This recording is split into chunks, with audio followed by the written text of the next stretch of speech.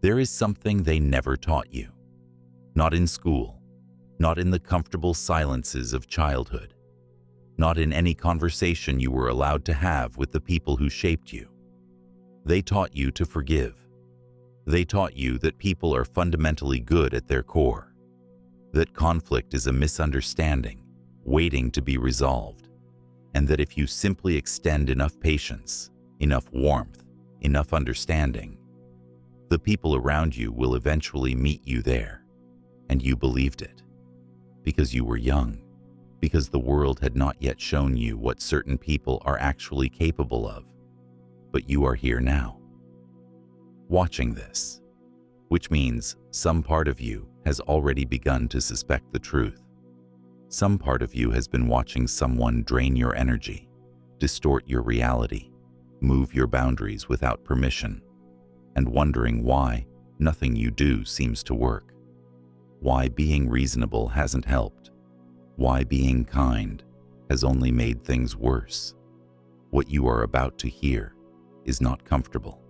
It is not designed to make you feel warm or validated in the way motivational content typically does. This is something older and sharper than motivation. This is strategy. This is the philosophy of the few who understand how power actually moves between human beings. And if you are willing to sit with the discomfort of what follows, you will leave this video seeing the world and the people in it with a clarity you have never had before. 5 rules, not suggestions, not advice, rules, the kind that, once understood, cannot be unlearned. Rule 1. Study them, don't fix them. Most people believe that understanding someone will change them. That if you can only find the right words, the right tone, the right moment, you can reach them. You can explain your pain clearly enough, calmly enough, and they will finally see it. Finally acknowledge it. Finally stop. This belief is not compassion. It is magical thinking, and it is the first thing that makes you vulnerable. Nietzsche wrote about something he called the will to power. Not in the crude sense of domination, but in the deeper sense of a living thing's drive to expand, to express itself, to impose its nature on the world around it. What this means in practice, when applied to the psychology of destructive people, is this. A person who diminishes you, destabilizes you, or extracts from you is not confused. They are not suffering from a lack of understanding. They are doing what their nature drives them to do, and they will continue doing it, regardless of how well you explain yourself. This is the first rule. Stop trying to change what you should be studying. The moment you shift from wanting to change a toxic person to wanting to understand their pattern, everything transforms. You stop exhausting yourself on persuasion and you start gathering intelligence. You begin to see the structure beneath the chaos, the timing, the targets, the way they calibrate their behavior based on what you respond to. And once you can see the pattern, you are no longer inside it. You are above it, watching it, which is the only position from which any real decision can be made. Sun Tzu said that all warfare is based on deception, and that to know your enemy is to have already won half the battle. But before you can know them, you must stop pretending they are something they are not. Most people lose enormous amounts of time and emotional energy trying to convince themselves that the person hurting them is secretly good, secretly capable of change, secretly worth the investment of another conversation, another argument, another attempt. The dangerous part is this. Hope, in the wrong context, is a weapon used against you. And the person on the other side often knows exactly how to keep it alive. Stop trying to change them. Start seeing them clearly. That clarity is your first source of power. Rule 2. Reflection is not self-destruction. There is a concept in Carl Jung's psychology called projection. The idea that what we cannot accept in ourselves, we see instead in others. We accuse the people around us of the very things we are unwilling to examine in our own interior.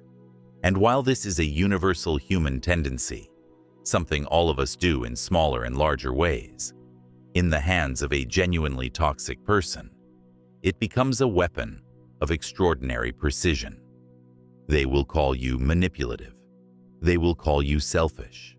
They will describe your attempts to maintain boundaries as aggression, your attempts to speak honestly as attacks, your attempts to protect yourself as cruelty.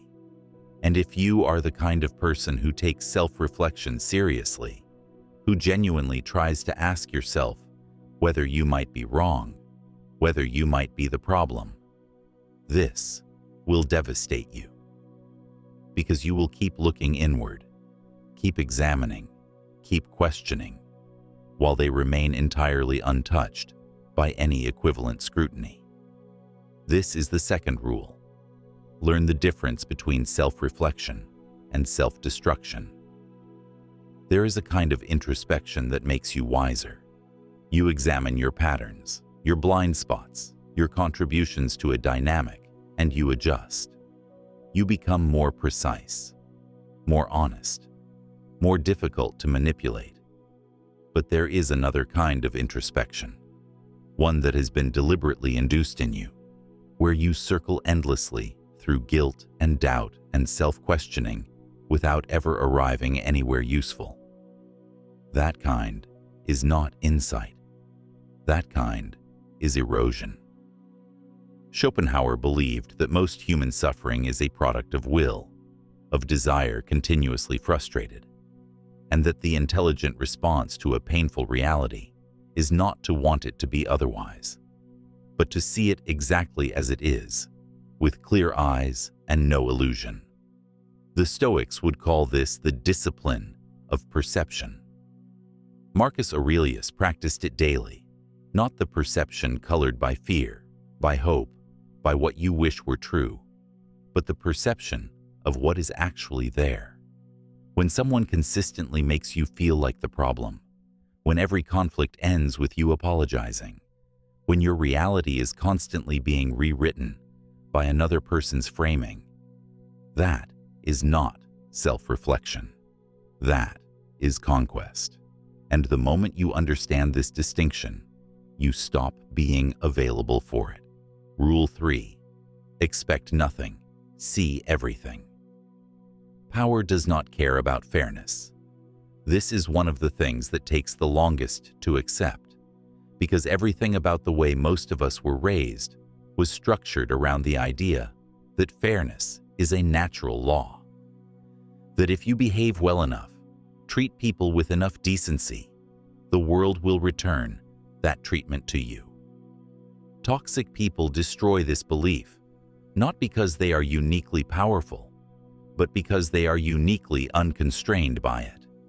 They do not worry about whether they are being fair. They do not pause to ask themselves whether they are treating you with the same consideration they expect from you. And this asymmetry, this fundamental difference in operating standards, is what gives them an advantage over people who still believe the game is being played on even ground. This is the third rule. Remove the assumption of reciprocity from your strategy. Machiavelli understood something that most people resist, that the world of human interaction is not governed primarily by ethics, but by perception, incentive, and power. He was not advocating cruelty. He was diagnosing reality. And part of that reality is this. When you assume that another person is operating by the same internal rules you are, you leave yourself exposed to someone who has no such rules. You extend trust that will be used as leverage. You share vulnerability that will be cataloged for future use. You give the benefit of the doubt to someone who has already made a very clear decision about how they see you. Removing the assumption of reciprocity does not mean becoming cold or empty or calculating in the way you despise in them. It means updating your model of the world to include the reality that not everyone is running the same program you are. Some people are playing a fundamentally different game, and the most dangerous thing you can do in that situation is to keep playing the game you thought you were in while they play the one they actually chose. Once you accept this, something remarkable happens. You stop feeling betrayed. Betrayal requires the violation of an expectation that was reasonable. But an expectation built on a false premise is not betrayed. It simply collapses when it encounters reality. And the collapse of an illusion, however painful in the moment, is always the beginning of strength. Rule 4. Silence starves the dynamic. Here is what most people do not understand about the concept of silence. They have been taught that silence is passivity, that to remain quiet in the face of manipulation, of provocation, of an attempt to rewrite reality, is to lose, to concede, to surrender the argument. And so they speak, they explain, they defend, they justify, they keep the conversation alive, keep feeding the dynamic, keep offering their energy to a situation that is designed to consume it. And here's the dangerous part. Every response you give to a provocateur is information. Every reaction is a data point about what affects you, what you can be made to feel guilty about, where your limits actually are. The more you respond, the more detailed their map of your interior becomes. And the more detailed that map, the more precisely you can be moved. This is the fourth rule. Your silence is not weakness. It is withdrawal of fuel. The Stoics had a practice they called the view from above, a meditative exercise in which you imagine lifting yourself out of the immediate moment, rising above the chaos of the present situation, and seeing it from the cold altitude of perspective. When you practice this with toxic behavior, something clarifying happens. You begin to see how much of what you were reacting to was theater, designed not to communicate, but to stimulate, not to resolve, but to destabilize. The provocation was never really about the subject of the argument. It was about getting you into a particular emotional state, reactive, defensive, off-center, so that you could be managed from that position. Silence breaks this mechanism at its root. Not the silence of the defeated, not the silence of someone suppressing enormous internal rage, but the composed, deliberate, strategic silence of someone who has seen what is happening and chosen not to participate. This kind of silence communicates something that no argument ever can, that you are not available, that you have seen the architecture of what is being offered to you, and you have declined. This is not cruelty. This is sovereignty, and nothing you can say will communicate it more clearly than simply, consistently, not responding. Jung said that what you resist persists, but he also understood that engagement is a form of acknowledgement, and that not everything deserves to be acknowledged. Some things deserve to be seen, understood, and then passed without comment. Rule 5. Leave clean. Leave completely.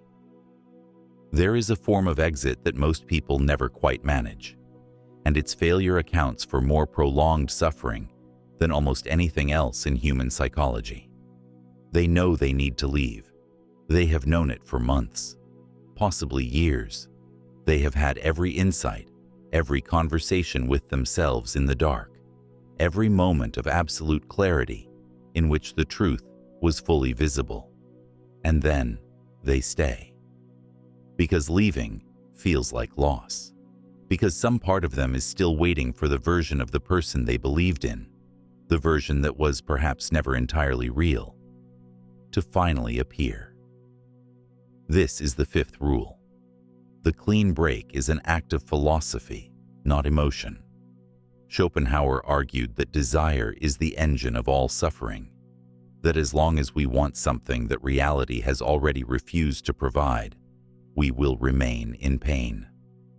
Most people leave toxic situations slowly, incompletely, leaving threads behind them that keep them connected, that can be pulled at any moment, that make the departure partial and therefore ineffective.